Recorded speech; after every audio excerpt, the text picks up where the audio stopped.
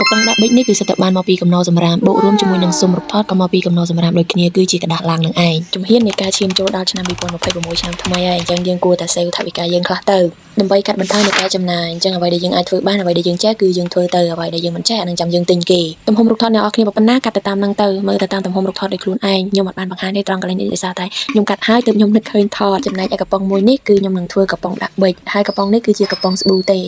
នឹកឃើញរកថាកវត្តចោលដែរអ្នកនរគ្នាប៉ុន្តែនឹកឃើញហ្នឹងបើសិនជាយើងយកវាទៅកែច្នៃធ្វើជារបស់អីផ្សេងដូចជាកំប៉ុងដាក់ប៊ិចឬក៏ធូបការអីជាដើមអាហ្នឹងវាមិនល្អអញ្ចឹងហើយខ្ញុំក៏សម្រេចចិត្តថាយកវាហ្នឹងមកធ្វើជាកំប៉ុងដាក់ប៊ិចអត់កវត្តចោលទេអ្នកនរគ្នាសម្រាប់គឺថាមានប្រយោជន៍អញ្ចឹងណាដោយសារតែខ្ញុំអត់មានអីកាត់ទេអញ្ចឹងកាត់នឹងកវត្តអញ្ចឹងទៅវាមិនសូវស្មើគ្នាអីប៉ុន្មានទេត្រូវការរោឡាមាត់វាហ្នឹងដើម្បីឲ្យវាស្មើគ្នាបានល្អនឹកឃើញថាតនេណាមួយក៏អបសុកផងបន្ទាប់ពីការមើលសភៅមេរៀនអីមិនសូវដែរមើលអីប៉ុន្មានទេណាតែនៅផ្ទះហ្នឹងធ្វើតែរបស់អញ្ចឹងទៅនេះហើយអ្នកនរគ្នានៅពេលដែលខ្ញុំមិនដើរលេងនៅពេលដែលខ្ញុំមិនចេញក្រៅគឺអ្វីដែលខ្ញុំធ្វើនៅក្នុងផ្ទះគឺតែបែបហ្នឹងទេមកឌីគ័របន្ទប់ធ្វើនេះធ្វើនោះអូយធ្វើដូចឯងនឹងឯងណាស់ហើយបន្ទាប់មកទៀតក្តារគឺខ្ញុំយកជាក្តារហារាមពណ៌ពីរស្លឹកអញ្ចឹងអានឹងពណ៌ឈូកស្រាលហើយនឹងពណ៌ផ្ទៃមេឃចំណែកអ្នកនរគ្នាចង់ដាក់ស្រឡាញ់ពណ៌អីគឺដាក់ទៅតាមហ្នឹងទៅហើយកាត់វាស្មើគ្នាមកបន្ទាប់មកទៀតគឺយើងម៉ូបន្ទាប់ពីការម៉ូហើយគឺយើង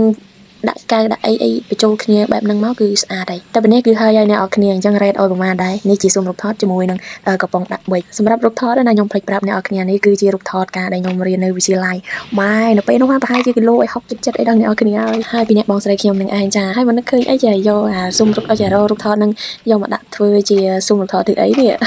កំប៉ុងដាក់ប៊ិចគឺរួចរាល់ហើយមិនដែរអ្នកនរគ្នានៅពេលដែលយើងធ្វើហើយគឺយើងដាក់បែបនេះមកគឺថាតលាយស្រស់ស្អាតខ្លាំងមែនតើបូករួមជាមួយនឹងស៊ុមរូបថតទៀតនិយាយរួមទៅថ្ងៃនេះគឺថាធ្វើបាន2ហើយចំណេញខ្លាំងមែនតើអរគុណអ្នកនរគ្នាសម្រាប់ការទស្សនាជួបគ្នាវីដេអូក្រោយបាយ